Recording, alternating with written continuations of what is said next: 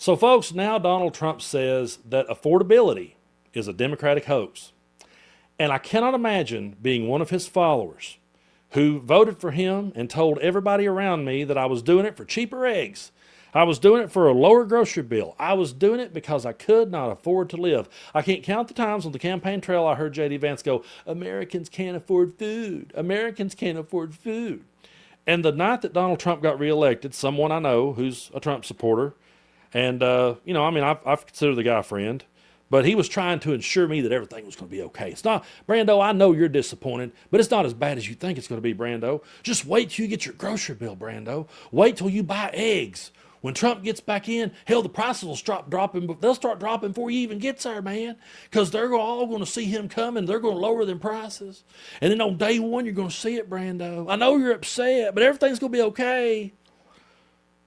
I'm so tempted to message that dude and be like, how high is that grocery bill, pal? And how do you feel knowing that Donald Trump is now saying affordability is a Democratic hoax? And I'm going to play the clip because I know someone's going to say, that's not what he said. You take it out of context. No, even if you put this in context, it's terrible. But take a look. You know, there's this fake narrative that the Democrats talk about, affordability. They just say the word. It doesn't mean anything to anybody. They just say it. Affordability.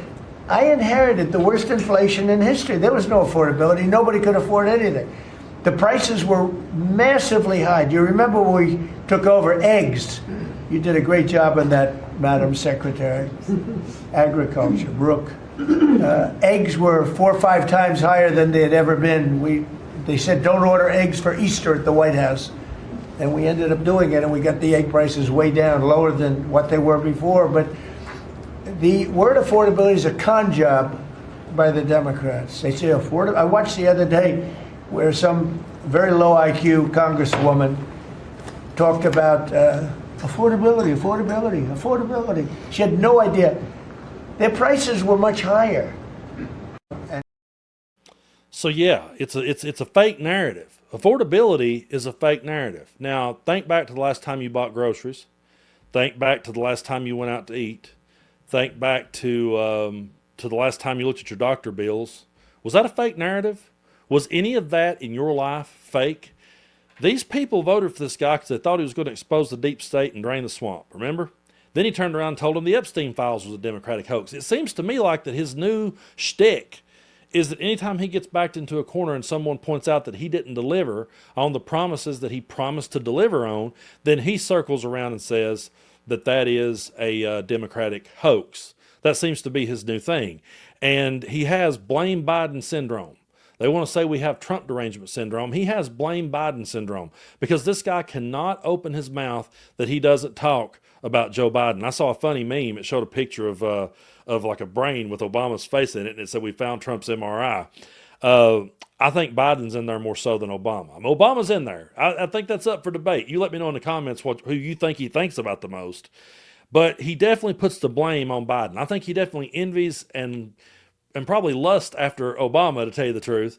But Biden is the guy that he will always go back to, and he will always try to put the blame on. And now he's said things like everything that Biden did was with the auto pen, and I'm going to do away with all the things that Biden put in place.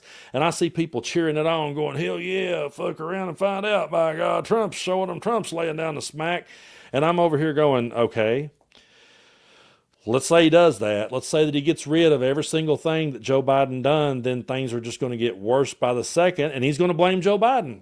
And that's what's so frustrating about trying to have conversations with people on the other side. I try to be reasonable. I try to listen. I try to understand what it is they're going through. I want to understand it. I truly do. I mean that. But it's just hard to take anyone seriously who runs on an issue, makes it their entire identity, talks about it nonstop, and then when their guy gets in, they immediately switch and just follow with him and go, oh yeah, it's a hoax now. Affordability is not a hoax. And for him to say that, it is an absolute slap in the face and an insult to every working class American who is out there busting their balls to put food on their table. And when he said that the Epstein files was a Democratic hoax, it was a slap in the face of all of the survivors of Jeffrey Epstein. He does not care about anyone but himself. So if he wants to talk about fake narratives, the fake narrative was that he was going to be the guy to drain the swamp. because now he is the swamp. The fake narrative was he was going to be the one to expose the deep state. He is the deep state. The fake narrative was that he was going to be the one to bring down egg prices on day one. That's the fake narrative. The fake narrative was, oh, I'll end the war in Ukraine as president-elect. That's the fake narrative. Donald Trump himself, everything about Donald Trump is the fake narrative. And I'm so tired of seeing people try to make him out like he's some sort of victim when he's the most pampered and privileged dude that we've ever seen. Donald Trump's it. He's the most pampered and privileged president that we've ever had. And he's the most coddled. He's the most protected. And I know what some people are saying. The trolls that are watching are going, oh, bullshit, man. They've come after him like nobody else. Yeah, to hold him accountable for the shit that we saw him do right in front of our face. And you all go to bat and protect this guy who has no respect for you whatsoever. The fact that he could say affordability is a fake narrative. You know, I mean, I'm never going to have respect for Donald Trump, but I would have more respect for someone who said, you know what, I ran on making things better and we're not quite there yet. We still got work to do. Joe Biden was doing a good job, but I never said that things were perfect. I never said, oh my God, it's better than ever. That's not what we said. What we said was Joe Biden's doing a good job. These things are going to take time to kick in. These things are going to take time before we really start seeing the results. But Joe Biden is laying the groundwork for everything that needs to be done. Now Donald Trump's coming in and he's unraveling everything that Joe Biden did to clean up the mess that he left. And so, you know, you've got people out there struggling right now to put food on their table, struggling right now to take care of their sick parents, struggling right now to take care of their children. And Donald Trump's building a ballroom. And every time I see him sitting in the White House surrounded by all that gold, I say to myself, how can people living in forgotten Appalachia look at that dude and go, oh yeah, he's a sign of hope for us. He cares about us. He wouldn't even know, first of all, he wouldn't step foot on your property. He wouldn't even walk up on your front porch. He wouldn't do that. There's no way. But if he were to walk into your home, the man wouldn't make it 2 days in your world. He wouldn't. The fact that you're sitting back cheering this guy on is baffling because we all know that if it came right down to it, Donald Trump couldn't last, I say 2 days, that's being generous. I don't think he could last 5 minutes. I think his knees would buckle before he made it to your front porch. Because if he had to live the way that people in Appalachia have had to live for so many years, and that's the ultimate reality show, can we create that one? I'll host it. I'll be more than glad to host it. What we'll do is we'll take Donald Trump to Harlan, Kentucky. I want it to be bloody Harlan, by God. We'll take him to Harlan, Kentucky. We'll take him back in the sticks, and we'll give him a house that was built back in the 1920s, okay? And what we'll do is we'll say, all right, buddy, here you go. Now, you're going to have to find a job around here, and you're going to have to pay for this house. You're going to have to pay for a car payment. You're going to have to pay insurance. You're going to have to pay all your bills, and you're going to have to buy them fucking eggs. You're going to have to buy those groceries. You're not going to get 1 ounce of help from anybody. So, up in that part of the world, Donnie, you got two choices. You can go to the coal mines. Do you really think you can crawl around on your knees? You can barely walk. You can barely get out of that golf cart. Do you think you can make it in the coal mines? I'll sit back and watch you, Donnie. Or do you want to go down to Racks and get a job making roast beef? You want to try that on for size? Or you want to go to Walmart? Is that what you want to do? Because if he had to, and then he had the money that they make, and he looked at it, and the bills was there, and the math wasn't there, he wouldn't be sitting on national television saying, oh, it's a fake narrative. So to anybody that would sit back and cheer this guy on while you're struggling, you're like a chicken voting for Colonel Sanders, and I'm not one bit ashamed to tell you that.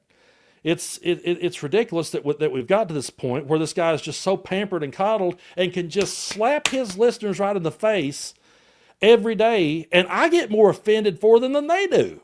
I get more embarrassed for them than they do. I'm more mad that he did it to them than they are. I'm like, I grew up with these people. I know they're good-hearted at heart. I know they mean well.